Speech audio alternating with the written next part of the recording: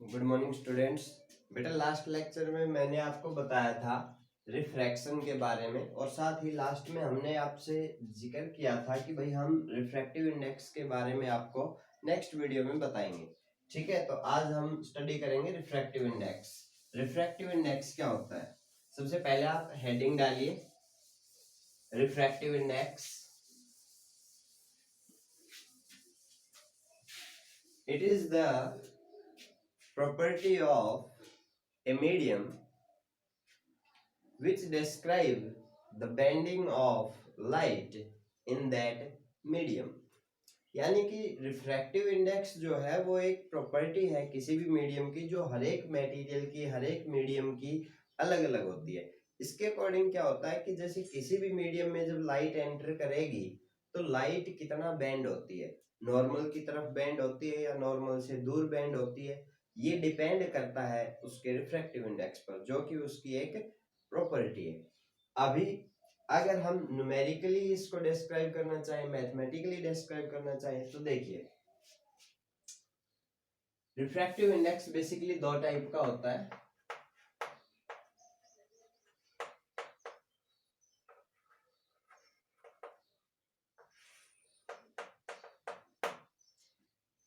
अगर हमारे पास ये एक मीडियम है एयर, ये दूसरा मीडियम है वाटर।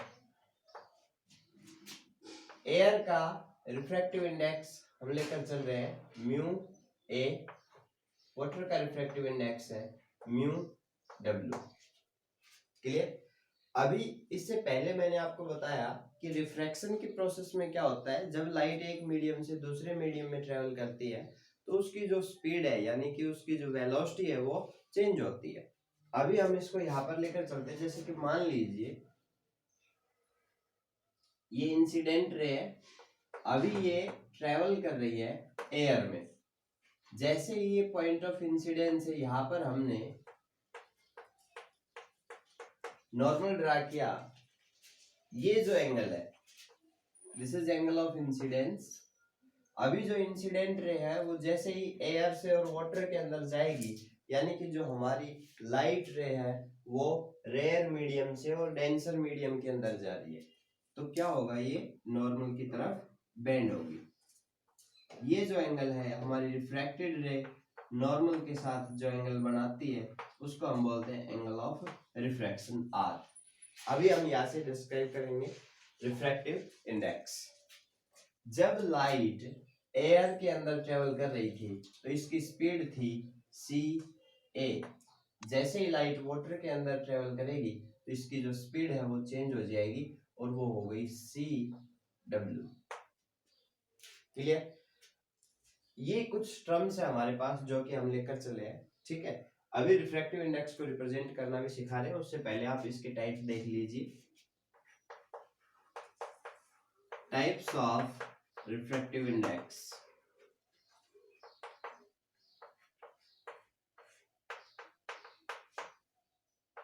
फर्स्ट है एब्सोल्यूट रिफ्रैक्टिव इंडेक्स,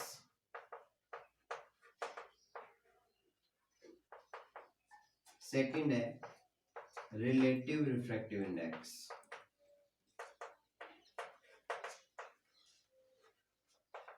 अभी यहाँ पर हमारे पास दो टर्म है, एक है एब्सोल्यूट रिफ्रैक्टिव इंडेक्स और दूसरा है रिलेटिव रिफ्रैक्टिव इंडेक्स। एब्सोल्यूट क्या होता है? एब्सोल्यूट का मतलब है यहाँ पर जैसे हम डिस्क्राइब करें कि अगर एक छोटा सा डेली लाइफ का एग्जांपल लेकर चलते हैं।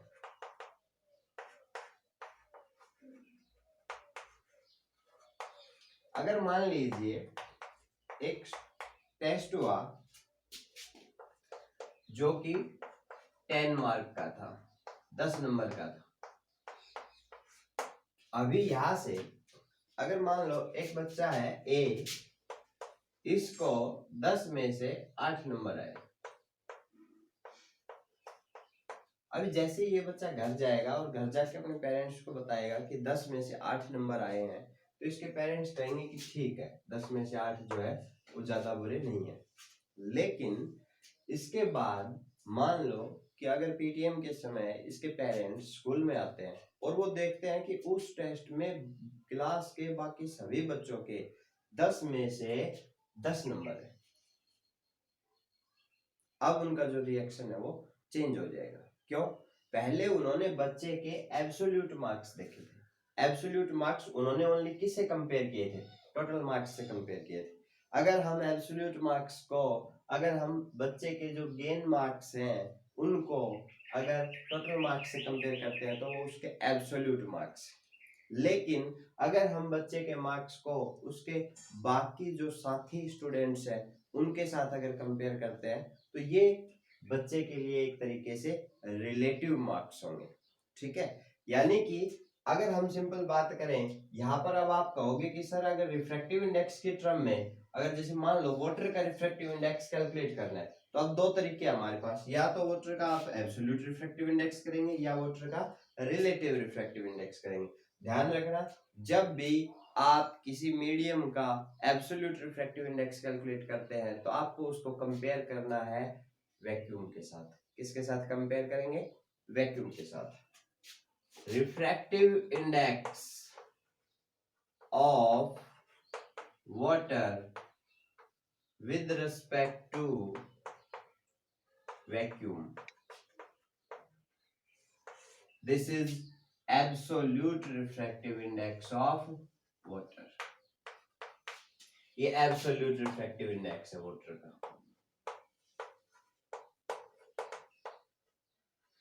लेकिन अगर हम इसी को क्या करें, दूसरी बात, if refractive index of,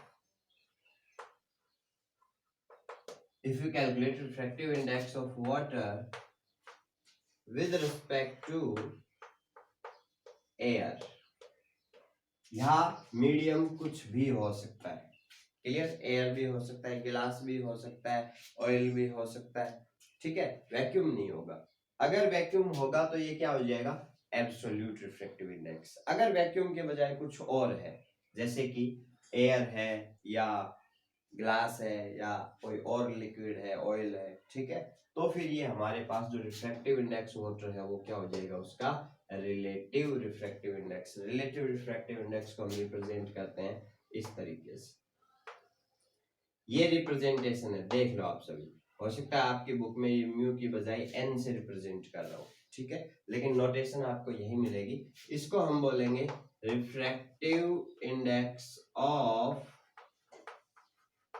water with respect to air। इसको रिप्रेजेंट करना और इसको बोलना सीख लो। कैसे बोलेंगे? Refractive index of water. ध्यान से देखो इस चीज को, जो टर्म नीचे होती है उसका रिफ्रैक्टिव इंडेक्स है और जो टर्म ऊपर है उसके रिस्पेक्ट में। क्लियर? क्या बोलेंगे इसको हम? Refractive index of water with respect to air. Air की बजाय यहाँ पर और कोई मीडियम भी ले सकते हो आप, जैसे कि refractive index of water with respect to glass. ये है refractive index of water with respect to glass. ठीक है, इसी तरीके से आप और भी लिख सकते हो, जैसे कि ये क्या है हमारे पास? रिफ्रैक्टिव इंडेक्स ऑफ गिलास विद रिस्पेक्ट टू एयर। ये है हमारे पास रिफ्रैक्टिव इंडेक्स ऑफ गिलास विद रिस्पेक्ट टू वाटर। समझ गए? जो ऊपर है टर्म उसके रिस्पेक्ट में है, जो टर्म नीचे है उसका रिफ्रैक्टिव इंडेक्स कैलकुलेट हो रहा है। ठीक है, तो ये था हमारे पास रिफ्रैक्टिव इंडेक्स को हम रिप्रेजेंट कैसे करते हैं। अब इसके बाद आता है एब्सोल्यूट रिफ्रैक्टिव इंडेक्स देखा हमने और रिलेटिव रिफ्रैक्टिव इंडेक्स देखा। अभी हम इनको कैलकुलेट करते हैं। ये जो भी आपको बोर्ड पर नजर आ रहा है उसको नोट कर लीजिए फास्ट।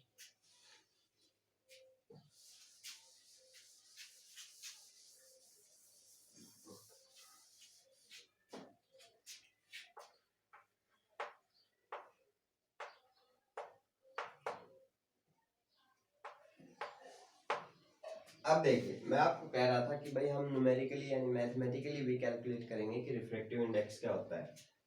तो देखिए, refractive index of a medium, हम अगर किसी भी जो हमारा मीडियम है उसका अगर हम रिफ्रैक्टिव इंडेक्स कैलकुलेट कर रहे हैं तो ध्यान से सुने, अगर एब्सोल्यूट है तो सिंपल सी बात है, ये मीडियम क्या है, वैक्यूम, और ये मीडियम कोई भी जिसका आप रिफ्रैक्टिव इंडेक्स कैलकुलेट कर रहे हो। जैसे कि मान लो अगर हम कैलकुलेट कर रहे हैं रिफ्रैक्टिव इंडेक्स ऑफ गिलास, रिफ्रैक्टिव इंडेक्स ऑफ गिलास, अगर ये एब्सोल्यूट है, अगर ये आप एब्सोल्यूट रिफ्रैक्टिव इंडेक्स कैलकुलेट कर रहे हैं तो सिंपल सी बात है, इसके केस में क्या होगा, देखिए refractive index of glass upon refractive index of vacuum, इसी का फॉर्मूला दूसरा, speed of light in vacuum upon speed of light in glass, इसी का फॉर्मूला तीसरा, sine of angle of incidence in vacuum to the sine of angle of incidence या refraction in glass, इसी का एक और फॉर्मूला भी है हमारे पास, wavelength of light in vacuum upon wavelength of light in glass, और इसी का पांचवा फॉर्मूला भी है, it is also equal to reciprocal of refractive index of vacuum with respect to glass. अब ये थे एब्सोल्यूट रिफ्रैक्टिव इंडेक्स कैलकुलेट करने के फॉर्मूले। यहाँ पर ध्यान देने की जो बातें हैं वो मैं फिर से तुम्हें बताता हूँ एक बार। देखो हमारे पास 5 टर्म्स है, 1 2 3 4 5, पांचवी टर्म को तो आप हटा ही सकते हो। पांचवी टर्म में तो ओनली क्या हो रहा है भाई, अगर आपको दिया हुआ है कि refractive index of glass with respect to vacuum, मान लो ऐसे ही हमने ले लिया कि वो 1/3/4 दिया हुआ है। क्या दिया हुआ है, 3/4। This is refractive index of glass with respect to vacuum, ये दिया हुआ है, मान लेते हैं ऐसे। तो सिंपल सी बात है कि जो refractive index of vacuum with respect to glass क्या हो जाएगा, इसका उल्टा रेसिप्रोकल, तो वो क्या हो जाएगा 4/3। तो ये जो फॉर्मूला है ये तो बिल्कुल आसान है, इसको तो ज्यादा समझने की जरूरत नहीं है। आपको सिर्फ इतना समझना है, अगर आप किसी एक मीडियम का रिफ्रैक्टिव इंडेक्स कैलकुलेट कर रहे हो किसी दूसरे मीडियम के रिस्पेक्ट में, यानी अगर आप ऐसे भी लिख सकते हैं कि refractive index of first medium with respect to second is equal to reciprocal of refractive index of second medium with respect to first. Clear? तो ये रिफ्रैक्टिव इंडेक्स है हमारे पास। अभी अगर हम बात करें यहाँ पर बाकी जो फॉर्मूले हैं उनके लिए, तो ध्यान से सुने भाई, स्पीड ऑफ लाइट की टर्म में, वेवलेंथ की टर्म में और एंगल की टर्म में, वो ऊपर होगा जिसके रिस्पेक्ट में हम कैलकुलेट कर रहे हैं। जैसे कि अगर हम थोड़ी देर के लिए यहाँ ये मान के चले कि ये हम वैक्यूम लेकर चले, क्लियर?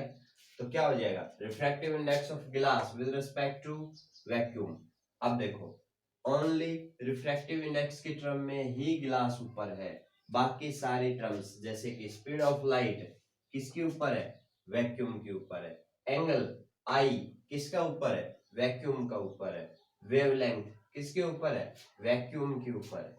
यानी ओनली रिफ्रैक्टिव इंडेक्स की टर्म में ही वो मीडियम ऊपर होगा जिसका रिफ्रैक्टिव इंडेक्स आप कैलकुलेट कर रहे हो। बाकी जो सारी टर्म्स है उनमें वो टर्म ऊपर होगी जिसके रेस्पेक्ट में हम कैलकुलेट कर रहे हैं। अगर नहीं समझ आया तो इससे जो नेक्स्ट एग्जांपल हम लेने वाले हैं, क्योंकि ये हमने ओनली एब्सोल्यूट किया है, अभी हम क्या करेंगे रिलेटिव रिफ्रैक्टिव इंडेक्स भी करेंगे, तो उसके टर्म से आपको समझ में आएगा। देखिए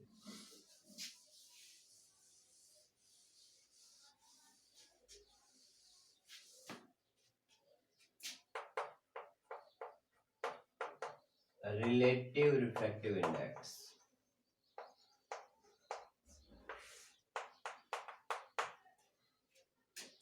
मान लीजिए इस बार हम एग्जांपल थोड़ा सा अलग लेके चलते हैं।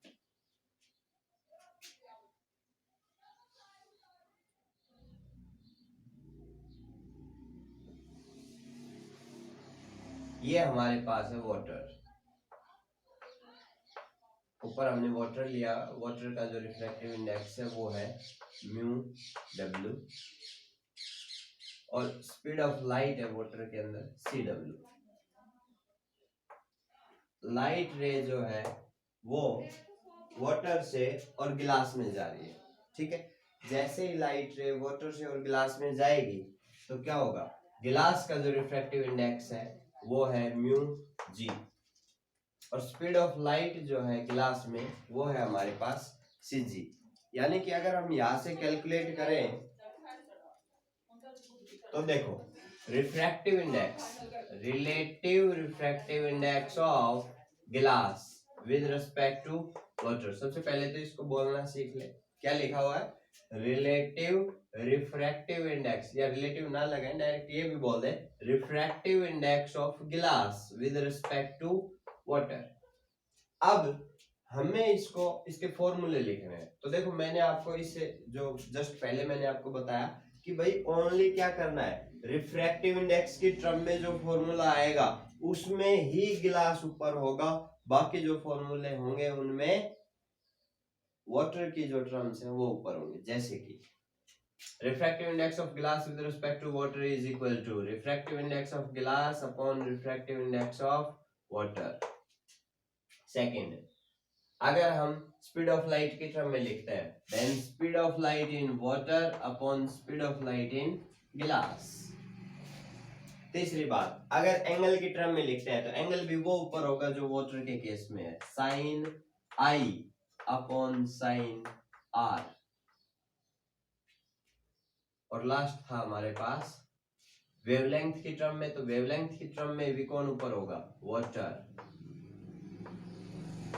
और अगर आपको कैलकुलेट करना है, अगर हमें मान लो दिया हुआ है refractive index of water with respect to glass, अगर दिया हुआ है और हमें कैलकुलेट करना है रिफ्रैक्टिव इंडेक्स ऑफ गिलास विद रिस्पेक्ट टू वाटर, तो हम क्या करेंगे, जो पहले जो टर्म्स दी हुई थी उसका रेसिप्रोकल कर देंगे। जैसे कि इससे पहले भी मैंने बताया, अगर हमारे पास है refractive index of water with respect to glass, ये हमें दिया हुआ है, मान लो ये हमें दिया हुआ है और ये कितना है, ये है 3/2, और हमें कैलकुलेट करना है refractive index of glass with respect to water, जो कि इसका बिल्कुल रेसिप्रोकल है, तो हम इसको भी उल्टा कर देंगे, यानी ये हो जाएगा 2/3।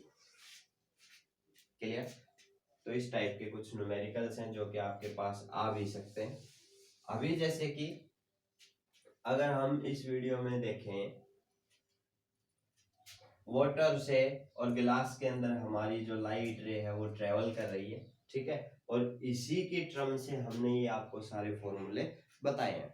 अगर सिंपल अगर हम बात करें कि रिफ्रैक्टिव इंडेक्स ऑफ वाटर जो है उसकी डेफिनेशन क्या होगी, तो वो सिंपल सी बात है कि speed of light in vacuum divided by speed of light in water. अगर वाटर की जगह आप और कोई मीडियम लेते हैं तो यहाँ पर वो मीडियम आ जाएगा, ठीक है। यानी कि refractive index of a medium is defined as the ratio of speed of light in vacuum to the speed of light in that medium. तो ये हमारे पास रिफ्रैक्टिव इंडेक्स है। यहाँ से आप देख सकते हैं कि जो रिफ्रैक्टिव इंडेक्स है उसके केस में भाई स्पीड ही ऊपर है और स्पीड ही नीचे है, स्पीड की यूनिट से स्पीड की यूनिट कट जाएगी, जो रिफ्रैक्टिव इंडेक्स होता है उसकी कोई यूनिट नहीं होती, नो यूनिट, ठीक है। तो ये था हमारा आज का वीडियो जिसके अंदर हमने रिफ्रैक्टिव इंडेक्स की जो बेसिक टर्म्स है उनको स्टडी किया। नेक्स्ट वीडियो में हम रिफ्रैक्टिव इंडेक्स के ऊपर बेस कुछ न्यूमेरिकल्स ट्राई करेंगे। Thank you.